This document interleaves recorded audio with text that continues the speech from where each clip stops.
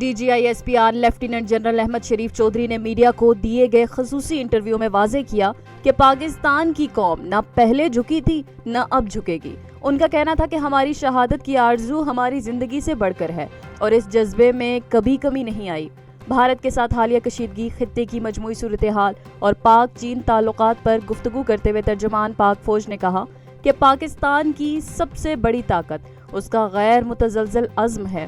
ہم اللہ کے بعد سب سے زیادہ اپنے آپ پر انحصار کرتے ہیں اور جب ہم اپنے قومی مفاد میں متحد ہو کر کھڑے ہوتے ہیں تو بین الاقوامی برادری بھی ہمارے موقف کو تسلیم کرتی ہے۔ انہوں نے یہ بھی واضح کیا کہ ہماری وردی کا رنگ کچھ بھی ہو لیکن قربانی کا جذبہ ایک ہی ہے اور ہر سپاہی وطن پر جان نچھاور کرنے کو تیار ہے۔ DGISPR نے تمام سوالات کے تفصیلی اور حقائق پر مبنی جوابات دیے اور پاکستان کی امن و استحکام کے لیے کی جانے والی کوششوں کو اجاگر کیا۔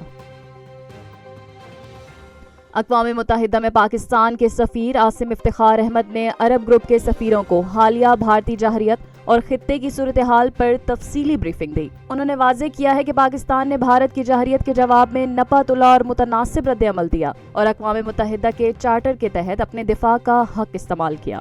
سفیر کا کہنا تھا کہ پاکستان 10 مئی کو طے پانے والی جنگ بندی کی مکمل پاسداری کرے گا اور خطے میں امن کے لیے تمام ممکنہ اقدامات اٹھائے گا۔ عاصم افتخار نے بھارتی رہنماؤں کی اشتعال انگیز بیانات اور سندھ طاس معاہدے کی معطلی جیسے اقدامات کو بین الاقوامی قوانین کی سنگین خلاف ورزی قرار دیا۔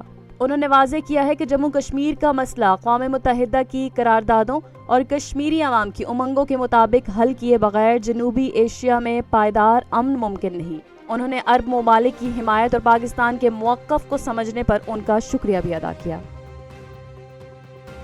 وفاقی کابینہ کا اہم اجلاس آج سیاسی و سیکیورٹی امور زیر غور آئیں گے۔ وزیر اعظم شہباز شریف نے وفاقی کابینہ کا اہم اجلاس آج دوپہر 3 بجے وزیر اعظم ہاؤس اسلام آباد میں طلب کر لیا ہے۔ ذرائع کے مطابق اجلاس میں ملک کی موجودہ سیاسی اور معاشی صورتحال کا تفصیلی جائزہ لیا جائے گا۔ معاشی چیلنجز، مہنگائی، مالی اصلاحات اور آئندہ بجٹ کی تیاریوں سے متعلق امور بھی ایجنڈے میں شامل ہیں۔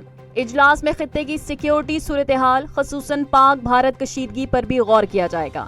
ممکنہ سرحدی تناؤ، سفارتی اقدامات اور قومی سلامتی سے متعلق دیگر اہم امور سے متعلقہ ادارے کابینہ کو بریفنگ دیں گے۔ ذرائع کا کہنا ہے کہ کابینہ اجلاس میں اہم قومی فیصلے متوقع ہیں جبکہ وزراء سے تازہ ترین رپورٹیں اور تجاویز بھی طلب کر لی گئی ہیں۔ وزیر اعظم شہباز شریف اجلاس کی صدارت کریں گے اور تمام وزراء کو وقت پر حاضری یقینی بنانے کی ہدایت جاری کر دی گئی ہے۔ کابینہ کا یہ اجلاس ایسے وقت میں طلب کیا گیا ہے جب ملک کو داخلی و خارجی سطح پر کئی چیلنجز کا سامنا ہے جس کے پیش نظر اس اجلاس کو غیر معمولی اہمیت حاصل ہے۔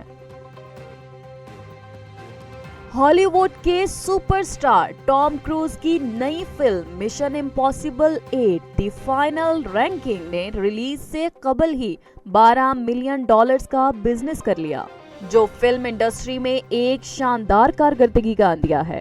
یہ فلم ابتدائی طور پر 17 مئی کو 5 اہم ممالک جاپان، جنوبی کوریا، بھارت، آسٹریلیا اور نیوزی لینڈ میں ریلیز کی گئی، جہاں اس نے باکس آفس پر زبردست کامیابی حاصل کی۔ خاص طور پر جنوبی کوریا میں ویکینڈ کے دوران 7.5 لاکھ سے زائد ٹکٹس فروخت ہوئی، جو رواں سال کی سب سے زیادہ فروخت تھی، اور یہاں فلم نے $5 ملین کی کمائی کی۔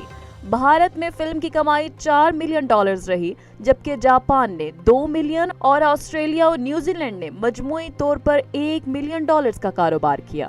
عالمی تجزیہ کاروں کے مطابق یہ فلم ریلیز کے بعد دنیا بھر میں $1 ارب سے زائد کی کمائی کرنے کی صلاحیت رکھتی ہے۔ امریکہ میں فلم کی ریلیز 23 مئی کو متوقع ہے اور چین میں 30 مئی کو اسے سینما گھروں میں پیش کیا جائے گا۔